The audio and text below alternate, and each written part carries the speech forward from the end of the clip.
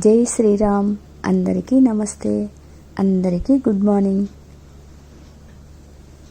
ఒక అడవిలో ఒక సముద్రం దగ్గర పిచ్చుకలు, పక్షులు అన్నీ ఉంటాయన్నమాట, నివసిస్తూ ఉంటాయి. కొన్ని పిచ్చుకలు చెట్ల మీద గుడ్లు పెట్టుకొని తన జీవనం సాగిస్తూ ఉంటాయి. అలాగే కొన్ని చిన్న పిచ్చుకలు ఉంటాయి. ఆ పిచ్చుకలు ఏం చేస్తాయంటే కొంచెం గూడు పెట్టుకోవడానికి కుదరని పిచ్చుకలు అవి.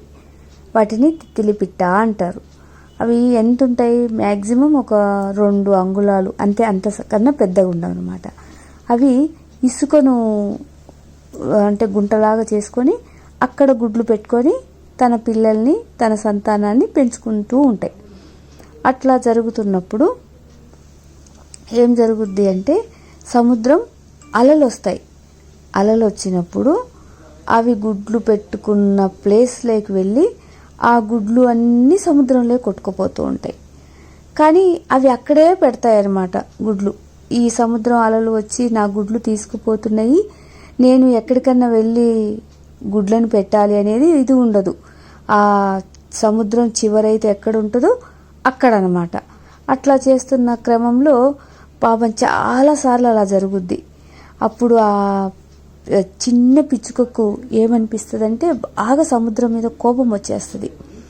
కోపం వచ్చి ఆ పక్షి పేరు తిత్తిలి పిట్ట అంటారంటే మ్యాక్సిమం ఒక అంగుళంన్నర కన్నా పెద్ద సైజు ఉండదు. ఆ పిచ్చుక సముద్రాన్ని బెదిరిస్తుంది అన్నమాట. ఏమని బెదిరిస్తుంది?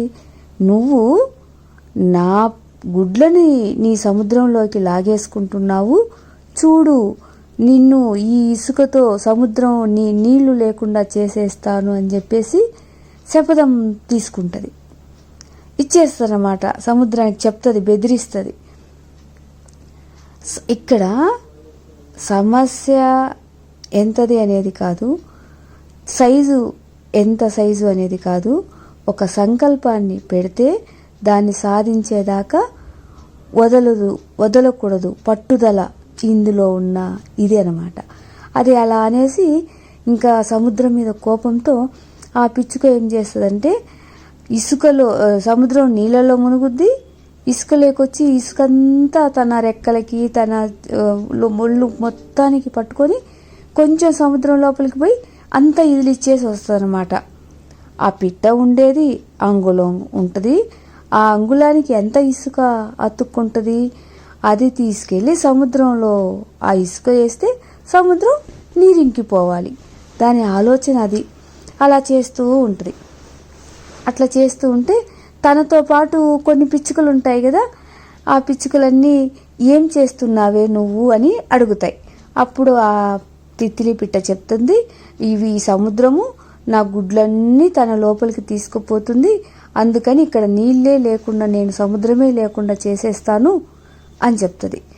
అప్పుడు ఈ మిగతా పిచ్చుకలన్నీ కూడా సరే మేము కూడా నీకు సహాయం చేస్తాము అని చెప్పేసి ఇవన్నీ కూడా బయటకు వచ్చి ఇసుకలో అంతా ఒళ్ళుకు పూసుకొని అట్లా సముద్రం మీదకి ఎగిరి ఇదిలిచ్చుకొని వస్తుంటాయి అన్నమాట. ఇలా చేస్తూ ఉంటాయి.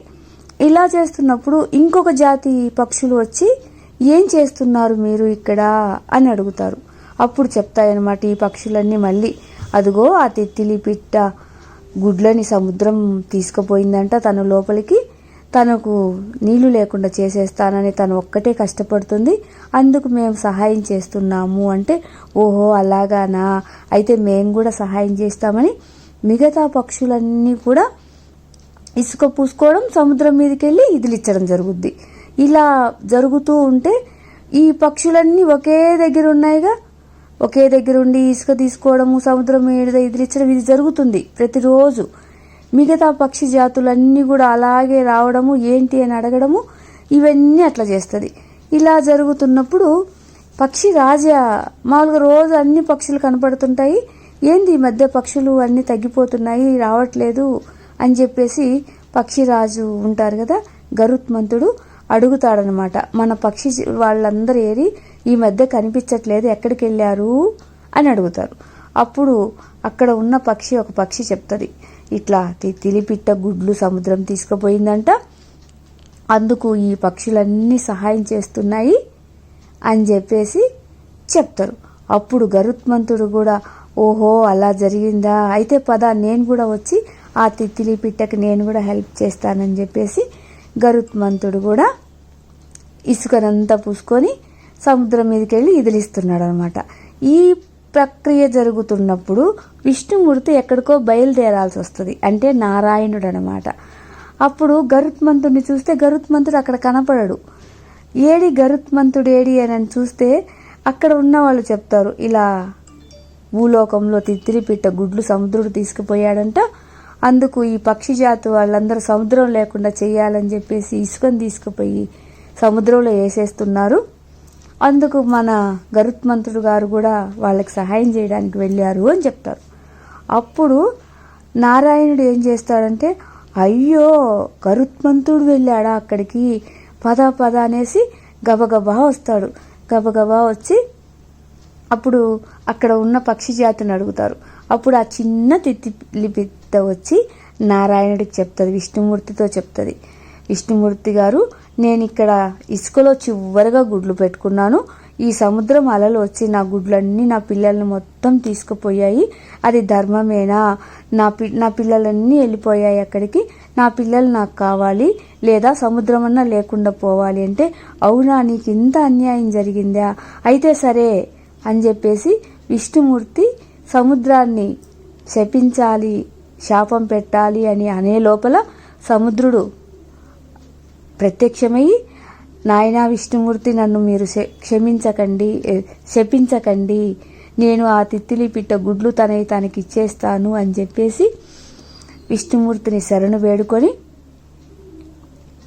అప్పుడు ఆ సముద్రం అంతా వెనక్కి వెళ్ళిపోతే ఆ తిత్తిలి పిట్ట గుడ్లన్నీ మళ్ళీ ముందుకు వచ్చేస్తాయి అన్నమాట. ముందుకొచ్చి ఆ తిత్తిలి పిట్ట ఎంతో హ్యాపీగా ఉంటుంది.